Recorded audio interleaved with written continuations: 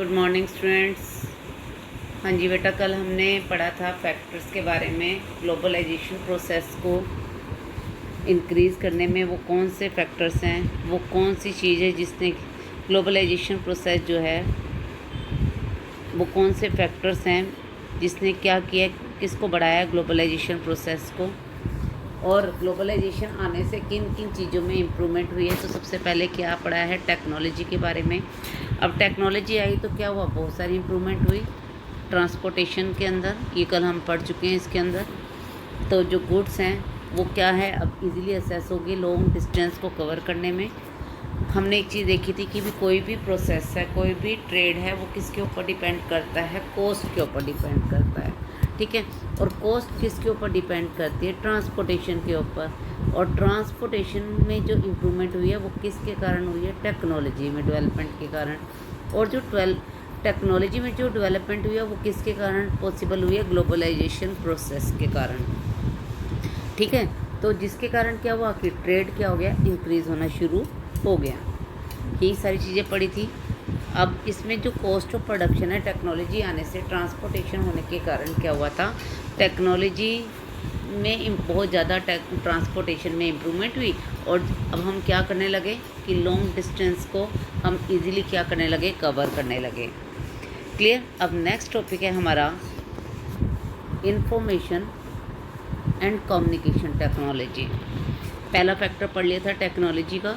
दूसरा है कौन सी डेवलपमेंट हुई है ग्लोबलाइजेशन के आने के कारण, वो कौन सा फैक्टर है। दूसरा फैक्टर है हमारा इंफॉर्मेशन एंड कम्युनिकेशन टेक्नोलॉजी। हम सभी जानते हैं कि टेक्नोलॉजी के अंदर कौन सी जगह पर जो है इम्प्रूवमेंट हुई है, कौन सी टेक्नोलॉजी के अंदर, टेलीकम्युनिकेशन के अंदर। अगर आपसे पूछा जाए कि एग्जांपल पूछे जाए इंफॉर्मेशन एंड कम्युनिकेशन टेक्नोलॉजी में किन किन चीज़ों में जो है ज़्यादा डेवलपमेंट हुई है, तो पहला है टेलीकम्युनिकेशन, दूसरा कंप्यूटर, इंटरनेट। इनमें जो है ये क्या है, हमारी इंफॉर्मेशन कम्युनिकेशन टेक्नोलॉजी है, ठीक है। कौन कौन सी हैं इंफॉर्मेशन कम्युनिकेशन टेक्नोलॉजी के, give example, telecommunication, computer, internet. अब जो टेलीकम्युनिकेशन फैसिलिटीज़ है, इसमें क्या क्या चीज़ें आ जाएंगी, telegraph, telephone, mobile phone, fax are use to contact one another around the world.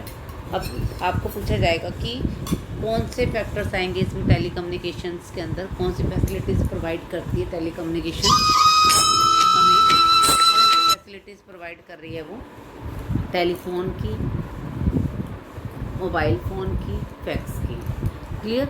आगे इसके अंदर जिससे हम क्या कर सकते हैं, एक कंट्री से दूसरी कंट्री में कॉन्टैक्ट कर सकते हैं, और हम क्या कर सकते हैं, and to access information and to communicate from, और हम कम्युनिकेट कर सकते हैं रिमोट एरिया से, ठीक है, इनके थ्रू। अगर आप यहाँ बैठे हो तो आपको अगर यूएसए में भी बात करनी है तो आप किसके थ्रू कर सकते हो, टेलीकम्युनिकेशन के थ्रू आप क्या कर सकते हो, आप कम्युनिकेट कर सकते हो, ठीक है। ये सारी चीज़ें किसके कारण पॉसिबल हुई हैं, सैटेलाइट कम्युनिकेशन डिवाइस के कारण। ये याद रखना है कि जो टेलीकम्युनिकेशन फैसिलिटीज़ है वो किसके कारण पॉसिबल हुई है, आपकी सैटेलाइट कम्युनिकेशन डिवाइस के कारण, ठीक है। कंप्यूटर हैज़ नाउ एंटर, अब कंप्यूटर हर एक फील्ड में एंटर है, हर एक एक्टिविटीज़ के अंदर, ठीक है। अब यहाँ पे हमने कौन सा वर्ड आ गया, कंप्यूटर के बाद इंटरनेट आया, ठीक है। सारी इंफॉर्मेशन हम क्या कर सकते हैं, अभी ले सकते हैं और शेयर कर सकते हैं, almost anything you want to know, ठीक है। Internet also allow us, internet हमें क्या अलाउ करता है कि हम क्या कर सकते हैं, इलेक्ट्रॉनिक मेल्स कर सकते हैं, वॉइस मेल कर सकते हैं, ठीक है, कम से कम कॉस्ट पे। तो ये सारी चीज़ें किसके कारण पॉसिबल हुई है, technological communication technology and information के थ्रू। तो सेकंड पॉइंट इज़ क्लियर। अब इसके अंदर एक क्वेश्चन आपको पूछा जाएगा कि जो इंफॉर्मेशन एंड कम्युनिकेशन टेक्नोलॉजी है उसका इम्पोर्टेंट रोल बताना है। तो जो इंफॉर्मेशन और कम्युनिकेशन टेक्नोलॉजी, अभी देखो हमने टेक्नोलॉजी का पढ़ा था, तो उसमें हमने टेक्नोलॉजी में डेवलपमेंट किस चीज़ में हुई थी, ट्रांसपोर्टेशन के अंदर। तो जो ट्रांसपोर्टेशन है वो किस में हेल्प कर रही है, सिर्फ प्रोडक्शन को ही क्या कर रही है, प्रोडक्शन को बढ़ाने में, इंक्रीज़ करने में हेल्प करती है, ठीक है, एक कंट्री से दूसरी कंट्री में। बट जो इंफॉर्मेशन कम्युनिकेशन टेक्नोलॉजी है उसका इम्पोर्टेंट रोल क्या है कि वो किसको हेल्प कर रही है, किसके प्रोडक्शन को इंक्रीज़ करने में हेल्प कर रही है, सर्विसेज अक्रॉस द कंट्री। कैसे हेल्प कर रही है, कि जैसे मान लो ये हमें क्या दे रही है, सर्विसेज। सर्विसेज का मतलब यहाँ पे ये नहीं कि जॉब प्रोवाइड कर रही है, सर्विसेज का मतलब यहाँ पर क्या है कि आपको डिफरेंट टाइप की इंफॉर्मेशन प्रोवाइड कर रही है। तो इंफॉर्मेशन कम्युनिकेशन टेक्नोलॉजी के थ्रू यहाँ पर ये हमें इसका इम्पोर्टेंट रोल क्या है, क्या सेपरेट कर रहा है, ये किस में प्रोडक्शन कर रहा है, सर्विसेज प्रोवाइड करके। जैसे यहाँ पे एक एग्जांपल दिया हुआ है कि फॉर एग्जांपल है कि एक न्यू मैगज़ीन पब्लिश करनी है, किसके लिए, लंदन के रीडर्स के लिए। क्लियर। तो अब देखो यहाँ पे कैसे प्रोडक्शन ऑफ सर्विस हो रहा है कि लंदन में क्या करना है, एक मैगज़ीन को पब्लिश करना है, किसके लिए, वहाँ के रीडर्स के लिए। ठीक है। अब वहाँ पे एक डिज़ाइन किया गया है, ठीक है, एंड प्रिंट करने के लिए उसको कहाँ पे भेज दिया गया है, दिल्ली के अंदर। अब दिल्ली द टेक्स्ट, अब रहते तो लंदन में है, अब दिल्ली में एकदम कैसे पहुंचेगा, तो ये किसके थ्रू जो है इसको ट्रांसफ़र किया गया है, टेलीकम्युनिकेशन और कम्युनिकेशन टेक्नोलॉजी के through. The text of the magazine is sent through the internet. कहाँ पे भेजा गया इसको, मैगज़ीन जो भी टेक्स्ट है उसको जो भी प्रिंट करना है उसको कहाँ पे भेजा, दिल्ली के ऑफिस में, किसके थ्रू, इंटरनेट के थ्रू। डिज़ाइन करा कहाँ पे, दिल्ली में ऑफिस में। ठीक है। And get order how to design the magazine from the office in the London using the telecommunication facility. After, जब ये प्रिंट हो गया, ठीक है, is done on a computer. After printing the magazine are send by the, अब जब ये सारी तैयार हो गई मैगज़ीन, जितना भी ऑर्डर था, कैसे डिज़ाइन करना है, क्या चीज़ होनी चाहिए इसके अंदर, वो सारी चीज़ें किसके थ्रू जो है कन्वे किया गया है, इंटरनेट के through, communication facility, telecommunication facilities के थ्रू। ठीक है। अब इसको किसके थ्रू जो है सेंड किया गया है, एयर ट्रांसपोर्टेशन के थ्रू। अब ये भी क्या, एक टेक्नोलॉजी आ गई इसके अंदर। ठीक है। अब जो पेमेंट है, अब मान लो कि दिल्ली में इस ऑफिस में इसको तैयार किया गया है, तो अब पेमेंट भी तो करेंगे ना। The payment of money for designing and printing के लिए वो किसके थ्रू, कहाँ से, बैंक ऑफ लंदन का, बैंक जो लंदन के बैंक है उस वहाँ पर कहाँ पे ट्रांसफ़र करना है, दिल्ली के अंदर। वो कौन सी टेक्नोलॉजी के थ्रू जो है ट्रांसफ़र हो रहा है, इंटरनेट बैंकिंग के थ्रू। ठीक है। क्या हो रहा है, नेट बैंकिंग के थ्रू क्या हो रही है, पेमेंट की जा रही है। तो ये सारी प्रोसेस किसके थ्रू हो रही है, टेलीकम्युनिकेशन। और ये किसका फैक्टर है, ग्लोबलाइजेशन प्रोसेस का। इतनी बात क्लियर हो रही है सबको।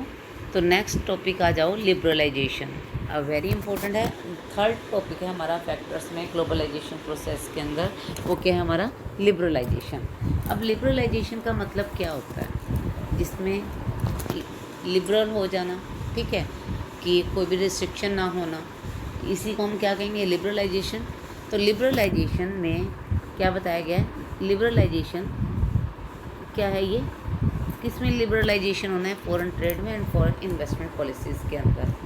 तो इसमें सबसे पहले पढ़ेंगे कि एग्जांपल हम देखेंगे चाइना का, जो हमने पहले चाइना में पढ़ा था ना, क्या पढ़ा था कि चाइना के टॉयज़ इंडिया में आ गए। ठीक है। उसकी डिमांड बढ़ गई क्योंकि यहाँ पर कोई भी टैक्स बैरियर नहीं लगाए गए थे। और क्या था कि भी इंडिया की मार्केट के अंदर क्या हुआ था, कौन सा ट्रेड बढ़ गया था, चाइनीज़ टॉयज़ बढ़ गए थे। ये सारी चीज़ें भी हमने पढ़ी थी पिछले उसमें। ठीक है। तो यहाँ पे इंडियन गवर्नमेंट ने क्या कर दिया, टैक्स पुट कर दिया किसके ऊपर, इंपोर्ट ऑफ टॉयज़ के ऊपर। अगर टैक्स इंपोर्ट कर देगी तो क्या प्राइसेस जो हैं उनके कम होंगे या हाई होंगे। अगर टैक्स इम्पोज हो जाएगा तो प्राइसेस क्या हो जाएंगे, हाई हो जाएंगे।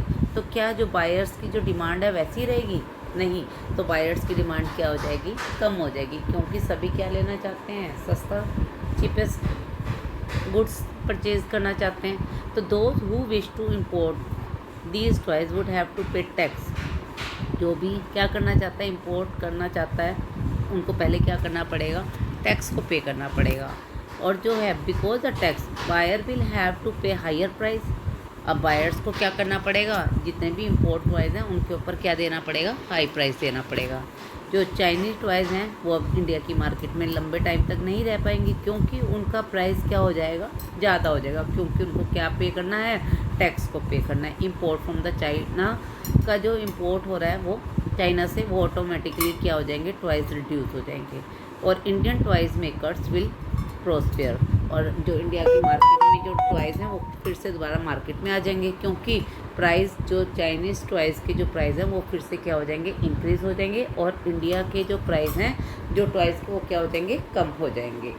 इतनी बात समझ आ रही है। नेक्स्ट है अब टैक्स बैरियर, ट्रेड बैरियर क्या होता है, क्वेश्चन आएगा डिफाइन अ ट्रेड बैरियर। तो टैक्स किसके ऊपर टैक्स लगाया है, इंपोर्ट गुड्स जो भी आ रही हैं उसे हम क्या कहते हैं, जब हम किसी चीज़ पे टैक्स लगा देंगे तो नेचुरल है कि उनके प्राइस क्या हो जाएंगे, इंक्रीज, और वो किस पे बैरियर लगा देगा, ट्रेड पे, तो इसलिए इसे क्या कहा गया, trade barrier. Tax on import is example of trade barrier. It is called barrier, इसको बैरियर क्यों कहा गया है, क्योंकि कुछ रिस्ट्रिक्शन लगाई गई हैं, रिस्ट्रिक्शन हैज़ बीन सेटअप, मतलब इनके ऊपर ट्रेड बैरियर क्यों कहा गया कि ट्रेड के ऊपर क्या लगा दी, रिस्ट्रिक्शन। और ये रिस्ट्रिक्शन किसने लगाई है, गवर्नमेंट ने। गवर्नमेंट क्या कर सकती है, ट्रेड बैरियर को इंक्रीज़ भी कर सकती है और डिक्रीज़ भी कर सकती है। पूछा जा सकता है कि कौन इंक्रीज़ करता है और कौन डिक्रीज़ करता है, तो government can use trade barrier to increase and decrease. और वो क्या, गवर्नमेंट ही क्या डिसाइड करती है कि फॉरेन गुड्स कौन सी जो हैं कंट्री के अंदर आएंगी, what kind of goods and how much, कितनी क्वांटिटी में आएंगी, and should come into the country. ये कौन डिसाइड करेगा, गवर्नमेंट करेगी। The Indian government after independent, अब पेपर में पूछा जाएगा कि इंडियन गवर्नमेंट ने क्यों ट्रेड बैरियर पुट किया था। तो इंडियन गवर्नमेंट आफ्टर इंडिपेंडेंट के बाद क्या किया, इन्होंने कुछ ट्रेड बैरियर को पुट किया, फॉरेन ट्रेड को एंड फॉरेन इन्वेस्टमेंट को।